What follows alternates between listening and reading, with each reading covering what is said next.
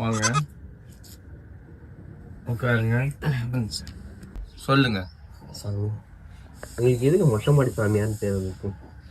பக்தா, ரோட்ல போனா மக்கள் அடிக்கிறாங்க, வீட்டுல போனா காவல் பேட்டை அடிக்குது.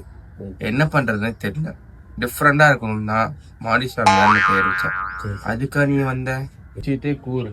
சாமி ஒரே சிக்கலா இருக்கு சாமி. வாழ்க்கையே சிக்கலா இருக்குன்னா முடிச்சு அவுத்து விட்டு வெளியே வா. என்ன சாமி? என்ன சாமினா? சிக்கலா இருக்குங்க சாமி. அததான் சொல்றேன்.